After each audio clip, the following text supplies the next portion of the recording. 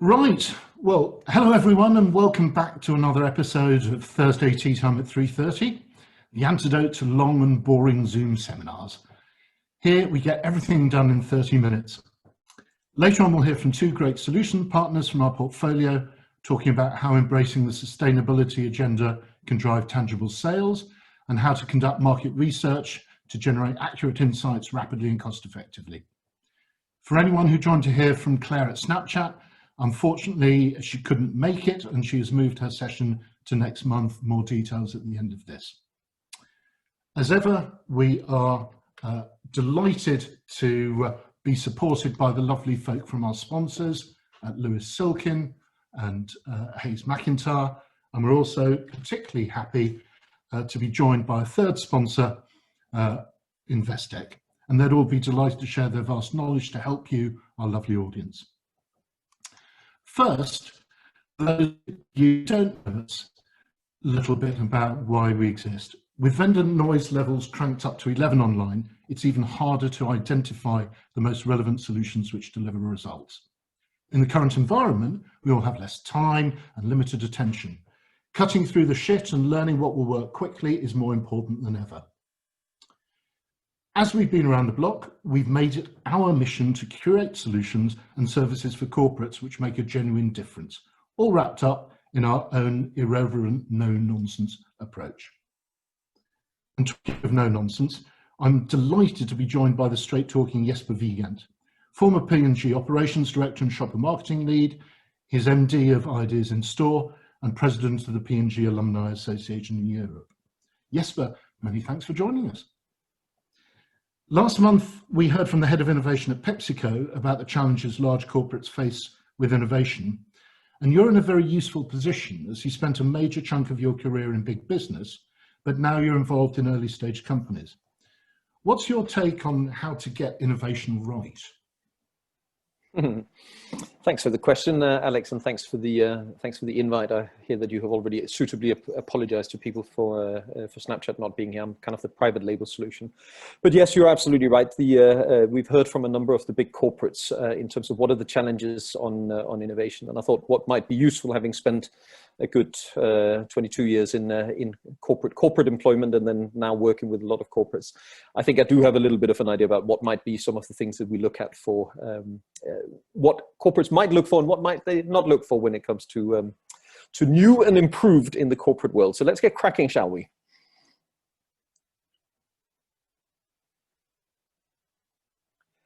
So it starts with, of course, the corporate innovation conundrum. So every big company, and the bigger they get, the clearer it becomes. Every big company knows that they need to innovate. Now, the great irony, of course, is that we know we need to innovate in order to stay current, to stay relevant, and to continue to grow our business. But the great irony is at the same time as we know that we need to innovate, the entire organization is actually designed to exactly the opposite. It is designed to deliver what we already did, and it's designed to optimize what we were doing before. Because per definition, whether we have a 5-year plan, a 10-year plan, or a 12-month budget, or a 3-month budget, whatever we have, the entire organization is set up to deliver what we have agreed. So the conundrum is here. We need to do it, but we're designed to do the opposite. One other thing that is a bit of a challenge, around this table, as we will tend to talk about innovation, and we say, okay, innovation is innovation is innovation. And we say the same word, but we probably hear slightly different things. If I say innovation, I would tend to think of brand innovation or product innovation. But the reality is we've got 3 different types of innovation. One is product and service innovation. This is innovation to say, my company can do whatever it is that we do better. It can also be business model innovation, where we simply say, we deliver what we deliver and the company's promise in a way that is more relevant and different to the outside world. We could also look at go-to-market innovation. I simply get in touch with my end clients, my end customers in a different way. The reality for a big corporate is each of these innovation types is equally valid as the other. But I think one of the big challenges is we often talk about different things when it comes to innovation. Now, as I look from the corporate side, what does this look like? The first thing that we need to agree is that there are 2 different reasons for innovation. I'm either trying to sell more, or I'm trying to do what I do with less resource, less cost. The first thing solutions partner needs to look at is, if I want to work with a big corporate, which one is it? Am I trying to do the productivity innovation, or am I trying to help the company grow? The next step we need to know from a corporate before we can start working with them is, what's the mindset? I look at Alex and what I see is cost. That's of course terrible. I should look at Alex and I should see investment. Because the thing with cost is, and there will be departments that talk about that, cost can only go one way in a big corporate. That can only go down. And investment plays by different rules. That one needs to provide a return. We need to be very clear, if we come from the solution partner side, are we helping one, or are we helping the other? Because there will be such a thing as defensive place. Unless I do this, I can't stay in business. There can be neutral place where I say, I'm doing this in order to fuel the machine. Or there can be offensive place where I say, I will actually sell more, I will do more if I do this.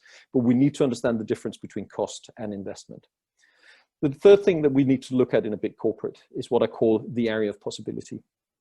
Everyone will say, we need innovation. Absolutely. We're committed to innovation. We love innovation. We're fantastic. We have the bestest ever innovation est. Wonderful, wonderful, wonderful. But not all companies actually have a culture of innovation. They may well say it. We may well say it on our website. We may well say it in investor speeches and all the rest of it. But the culture of innovation isn't necessarily the same as saying it. The next thing, and this is quite a useful one to be aware of, there is a time for innovation. And particularly if we want to work with corporates and innovation, there are two times where it's good to work on innovation.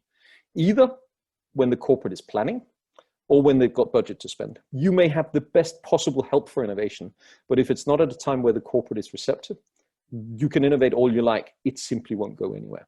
And then the last one is more on ownership. I might have got the access into this big, wonderful corporate by talking to Alex, but I need to understand, apart from Alex being a nice guy and having a wonderful beard, is he actually a decision maker?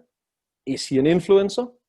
Or what's the role he plays? Because I need to guide my way into the company knowing what role he can play. And once I've agreed to work with a given company, I also need to understand my way in. That will typically be somebody who's excited about the work solution partners can bring. But there will be lovers and there will be haters in the company. Some will say, fantastic, we need this. But there will also people who say, oh God, I need to do lots of work. This is too much. I don't like this. So we need to understand that. So 3 things: understand what's the focus for the company, growth or productivity or both. Where can we play? The mindset, are we talking about cost, which needs to go down, or are we talking about investment, which needs to provide a return? And then finally, the area of possibility. What's the culture, what's the receptivity, and who will help get stuff done? So in summary, for the corporate view of it, and I've spent a long time in this conundrum, as you rightly alluded to, Alex, the call for action for us is the best time for new is always now. But what we will learn from any corporate is that they never have time for it. So when we're corporate, we're busy being busy because we're busy being big. So the call to action here is there is never a bad time for innovation, but we always need to remind and convince. Now, turning to the other side of the fence, many of us around this table are now in the smaller world, in the entrepreneurial world. What can we do to make ourselves look relevant for the corporates out there? Or as we say, how to solve for corporate clients. First 2 things, figure out where we play. Do we play in the area of growth? Or do we play in the area of productivity? Will you help me do more of what I do? Or will you help me get it done more efficiently? We need to know that's our obligation. We also need to know, and that's quite important, how are we going to help these people? Are we going to help them do something that they're already doing in a slightly better way? Are we going to help something they're already doing, but by doing it very differently? Or are we actually doing something different from what they're doing today, but in a way that they would be familiar with? Or are we actually saying, forget this whole part of your value chain because we are going to make you do something entirely new and we're going to do it in a different way? The reason for why that's important is this will be super important for how do we land with a corporate. What can you help me with? Well, what you can help me with is the easier I make it for you to understand, the more likely you are to embrace the solution that I offer you. So important homework to do, and all of us can and should do this homework. Now, 2 steps. We need to get through the door. It's all good that we say there's many big, wonderful corporates out there as a solution partner I would love to work with, but how do I actually get to work with them? I need to get through the door. And the way I do that is, of course, the elevator pitch. That hasn't changed. There's a couple of things that might be slightly different in version 21st century. You should start with, who are you? But then you shouldn't tell me what are you excited about or what are you really proud of. You should tell me, why should I care? I meet hundreds of people, thousands of people. I need to know, why should I care about you? What can you do that would make me care? When I now care, then tell me what you do. And once you've told me what you do, then tell me what's in it for me. This is the sequence for the elevator pitch. I see a lot of solution partners. Some are great at this, many are not. It's quite simple, but we need to be able to answer as solutions partners these 4 questions in order. So, quick question there, Jesper. I mean, in an ideal world, what sort of size deck would you expect to come across, or how long would you expect people to get those 4 points across to them? Or what's the shortest time? So first, it should actually be deliverable in the elevator pitch. So this should be deliverable in the famous in the famous minute. That would be particularly useful. But in terms of decks, if you're looking for introduction decks, I would probably be looking at something to the tune of 10 to 12 slides max, because the corporate patience is just not there. Get it across, and get it across quickly. Okay. Oh, sorry. Try and go a different way. Now, assuming we are through the door, the next thing many of us, if we're small companies, would like to happen is that we'd like somebody to sign a big check. And of course, that would be a wonderful thing. There's both strategy and execution to that. And the first thing we need to be ultra clear on is, what is the so what? What is it that made you care? What is it that is in it for you? That so what we need to return to all the time. So what, you should love me because I do this. Keep reinforcing that. Then the second piece is fit the rule book. The big corporates have their rule books. We may like them, we may agree with them, but it's not our place to say, hey, I'm coming to challenge. Big corporates don't like that. They like that when we've earned the right to play, but this is not a good starting point. Don't come in with rugby boots and then say, hey, you football players, don't like your game, but let me show you a few tricks. It might be great, you might love it, but it simply doesn't work. Sweat the little stuff. I've got a complicated name. I hate it when people spell my name wrong. I also hate it if I've asked for a cost quote and people send me a purchase order. Or if I say, you need to send this to the Czech Republic, it's sent to Germany instead. It's the little stuff, but it makes me say, if you do the wrong, you don't care about the detail, you don't care enough about my business. It may sound terribly executional, but make it work. Finally, we have agreed to do some work. Deliver the work we agreed to do, but then tell the client that you did it. Don't just assume that they will look at it and then say, whoa, this is really cool, because they won't notice. We're the little ones. Talk to the big guys and tell them that we said we were going to do wonderful things. And you know what, guys? We did wonderful things. So the so what, always present. We delivered wonderful things, tell them, but do all of the little shit in between. I had to say something into Alex's bailiwick in terms of how do we talk to each other on these calls. And here's then the last quote to send us on our way, if you will. It may be new, but it's only innovation if it helps me. So the corporate mindset is, I don't really care about all that stuff that is out there because I'm very busy being busy. I've got 140 emails to contend with every day. This is my life. This is what I'm busy with. If you want to help me, then tell me how you're going to help me. And it's actually really only innovation if it helps. Yes, well, that's brilliant. Thank you very much. I mean, one quick question for you. Do you think now is the time for corporates to be bolder when it comes to innovation? I think I said, Alex, that it's always a good time to be bolder. I think what's actually the biggest change right now is many people have, almost like I said, we are being bolder because we have to be, because many more people are painted into smaller corners. Many more people have seen their markets or significant parts either of the business model or their go-to-market change. So I don't know that it's a better time to be bolder, but I think it's a time where more people are more prepared to be bolder because they simply had their foundation shaken. Fair enough. Well, I mean, talking about foundation changing, one of the things that the world is talking about now is sustainability. So it's a particularly good time to bring in Akhil from Green Story to tell us a little bit about what they do. So Akhil, over to you, please. Thank you, Alex and Jesper. Can you hear me all right? Yep. Okay, awesome. So yeah, I'm the co-founder of Green Story, and the reason the company came into being was to get consumers to make greener decisions and to choose greener products. This might not seem such a huge problem, but it actually is. We consider it a universal problem for green brands. Everybody likes being seen as green, but the follow-through rate is actually quite poor. So if you look at it globally, 84% of consumers self-identify as green, and less than 10%, give or take, follow through based on the industry that they're in. To put this in perspective, a recent study by Unilever, which was done in 2018, shows this gap at about $1 trillion. So so brands right now are struggling to answer the why. Why should I pay so much more for a green product? And the standard response of it's ethical, it's natural, and all of that stuff is not really bridging the gap. And that's where Qriously really comes in. Our intent is to drive conversion and loyalty through impactful customer journeys. The idea is all along the way, through using smart metrics and clear data, customers can see the impact of their purchase at point of sale. And what this does is that it positively influences customer behavior towards buying greener products. They feel good about it, they make that emotional connection, and they're much more likely to follow through. And when customers like what they're buying, they like the brand, a lot of good things happen for the brand itself. Basically, it leads to greater engagement, it leads to increased conversion and better retention in general. And this is actually really good for the brand because it results in increased sales and increased repeat sales and conversions as well.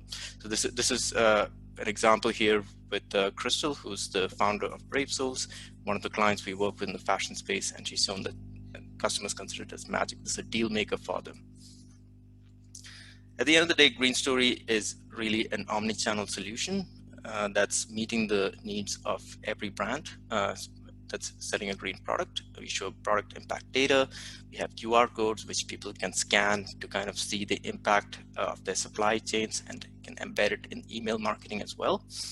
And we also have a plug-and-play solution to carbon neutrality, which will measure the impact of every product. So for brands which are not, completely in the green space yet, but want to start playing in that space, it enables them to measure the impact of the products and actually find projects that meet their carbon offsetting solutions, so they can go carbon neutral and move towards where the customers are, where the green consumers are.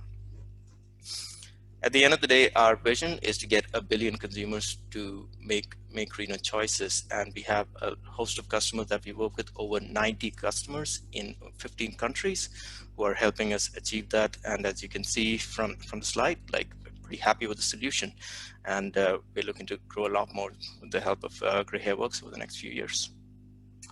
Akhil, thank you very much. Jesper, over to you. Do you have any questions?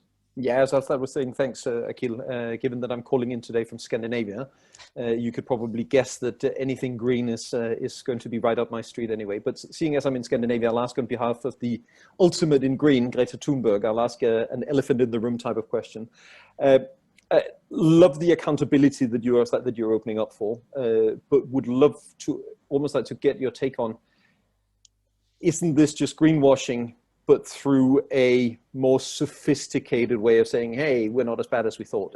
Does this lead to actual accountability, or is it just sexier greenwashing? Absolutely. Well, let's define what greenwashing is, right? Greenwashing is basically making false claims and like pushing that forward. This is not greenwashing, because what we're doing is doing an actual scientific analysis of the footprint of a product, taking another set of analysis and doing a comparison and showing very clearly how much greener this product is. That's for like the set of products which are greener. For ones which are not, when you're doing carbon offsetting, there is a huge blockchain verification and all of that that goes in, which makes sure the data is correct. And if you're planting a tree somewhere, that tree is being planted and somebody's verifying and watering it every now and then. Okay. That makes sense, and I think, and I'm glad you answered that way, Akhil, because then the follow-on question is, of course, both on the corporate side and on the end consumer or end client side. Two but related questions. The first one is, have you seen amongst your client companies any behavior change based on the accountability? And then the second question, which is related to that, have you seen any actual consumer uptake or change in attitude or change in interest because of the company's commitment to as verified by you? Yeah, absolutely. So from the corporate side, we have seen a definite change in planning behavior. Like, as you might know, like a lot of decision makers are of the old school. Sustainability has always been kind of on the back burner. What this does is take it and put it right up front in front of the customer, and it helps them start thinking about sustainability in a more strategic financial way. If you do this, it's actually going to help our company grow and reach new markets. So we've seen changes in supply chains that they've started sourcing from, like 2 to 3 year plans that they're starting to build. Like absolutely, that's affected their decks and their planning moving forward. In terms of consumers, the best thing that we've done is customer tracking for the corporates that we work with, and we've seen, like, for more advanced companies which have all the conversion metrics and everything as good as it can be, the increase in conversion has been 5 to 10%, which is still quite significant for them. While for the less mature companies, which especially in the fashion space, there are a lot of startups which are like growing rapidly, the increase in conversion has been quite incredible, like anywhere from 50 to 110%. So it's I've got time to ask one more question, Alex, because I've got one that I want a one-liner from Akhil. You talked a lot about, thanks for the examples here, but you talked a lot about the examples that you gave from fashion. Tonight, I'm having dinner with the vice chairman of one of the big national airlines. What do I tell her in terms of what should the airlines do on this, on your tool? Should they be interested, or is this fashion only? This is, so we're a startup. We've been around for 4 years, so our beachhead is fashion, but one of the things we're exploring with Grey Hair Works is other industries. We've definitely had a lot of pull from a lot of other industries. We've purposefully not until a few months ago gone towards it because we wanted to focus on it, but it's absolutely applicable anywhere. Anywhere where you think customers want to make green decisions, this product is applicable. Perfect. I'm going to have to cut you off there, Akhil. Thank you very much. Thank you. What I'd now love to do is bring in Nick from Qriously, which is all about market research, but done in a much more effective way. So Nick, over to you. Hi, Alex. Thank you very much. So Qriously provides a survey tool powered by a unique methodology to facilitate market research, such as brand tracking, advertising effectiveness measurement, public opinion, concept testing, and new customer discovery. It's faster, it's easier to use, it's more cost effective, and the results are more accurate than traditional panel-based market research. Next slide there, please, Alex. Thank you. So the main difference between Qriously and the more traditional research providers is that we don't pay people to take surveys. As you can imagine, paying people for opinions doesn't always get the most accurate results. So let's have a look at how that works.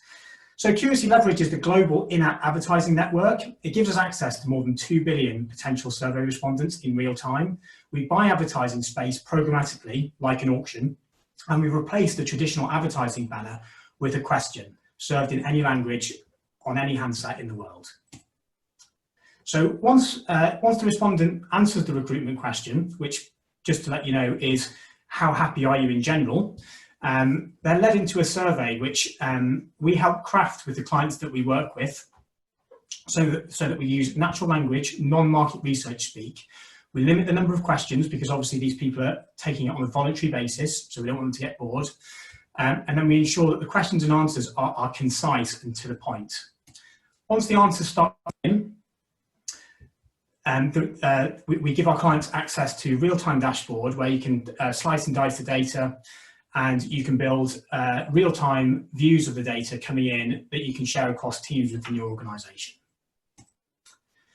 So let's have a look at how this methodology helps. So firstly, we've got global reach. You can deliver a Qriously survey in more than 150 different countries around the world. We can even access hard-to-reach areas that panels typically struggle with, such as China, India, and the Middle East. And typically, we can collect 1,000 surveys in a matter of days. Talking more about the speed, so we're not just fast at collecting survey results, we're also fast at mobilizing. From brief to survey results, we can also do that in a matter of days, which compares sometimes to weeks with the more traditional approaches. So this would all be completely useless if we haven't sort of proven the methodology over the years, and this started with a sort of bittersweet result that we had back with Brexit back in 2016, and since then we've been going from strength to strength, predicting elections along the way, and we can send a link to our latest tracking of the US election after this meeting for you to look at. Now, we don't just do political polling, obviously. As I've mentioned, we're working with many brands. Disney is a recent example that we can call upon. So for Disney Plus, the new online or app-based delivery of Disney content, So post-launch, usage was down on Disney's expectations. So Qriously helped uncover good brand awareness despite very little promotion on the Disney side and the demographics of people that were most likely to sign up. Now this helped shape a data-led campaign which led to Disney vastly growing the membership to Disney+. And finally, here's a selection of the sort of very well-known brands that we work with. If any of the attendees here today have a particular vertical that they don't see on here that they like a case study on, just please reach out to me and I'm happy to send a case study out to you. Nick, thank you very much. Jesper, over to you. Thanks, Nick. It feels like home territory. So, yes, for anyone who hasn't sampled Qriously, please do so instantly. And you know, Nick, that I've got the one question for you, of course. That is, can you just make, not so much who's going to win, but just make sure the right one wins. So so I won't quiz you on the American election quite yet. Just make sure that it goes the right way. I think that one thing that might I would be curious to hear and for you to share with the group is there any limit to how many places can I ask questions at the same time? Yeah, so good question and quite relevant for the moment. I'm actually running a survey at the moment for a global consultancy firm, 16 languages, all running at the same time in 43 countries. And you can see all the results coming in. At the moment, it's all displayed in English. You can see them coming in and you can slice and dice the data by the country and view all that stuff coming in. So there really is no limit in terms of countries. And do I, as a client, do I need to then master all the languages, or is that something you provide as part of the service? Yeah, so we work with an external translator to translate surveys into all of the different languages. So it's very much a sort of managed service on that side. Some clients prefer to translate themselves. If they have local market knowledge, then we can also provide translation links for people to do that themselves. Okay. I've got one, I was about to say, it's probably a question to traditional market research as well, but I'm old enough, as will many of the other grey-haired people be, to not be entirely au fait with this whole app things and things, my phone asks me questions. Is it your experience that the fact that you ask in-app biases either the responses or the type of responses or who you get responses from? Yeah, so I mean, in all market research, there is a degree of bias. However, we try to negate that factor by firstly the recruitment question. Believe it or not, someone actually wrote a white paper on the recruitment question, how happy are you in general?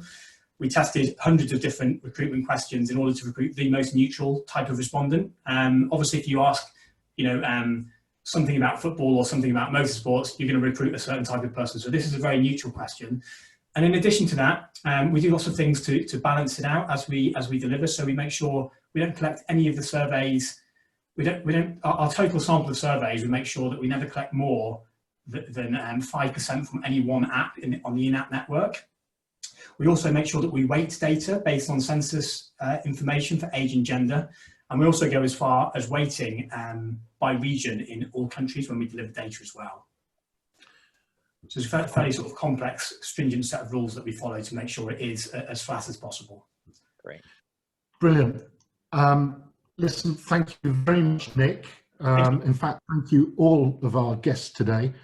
We heard from Jesper about the range of interpretations for the concept of innovation, as well as the difference between cost and investment. We then heard from Green Story about how sales are influenced by sustainability data. And then finally from Nick at Qriously about market research for the digital age and why being driven by apps is not a bad thing. If you've missed one of our previous sessions and would like to access a recording, please let us know. Otherwise, make a note in your diaries for Thursday, November the 5th at 3:30 as ever, when we'll be joined by Claire Velotti, the head of international at Snapchat. Thank you as ever to our sponsors, Lewis Silkin, Hayes McIntyre and Investec. Thank you for joining and look forward to catching up with you next time. Have a great week. Cheers.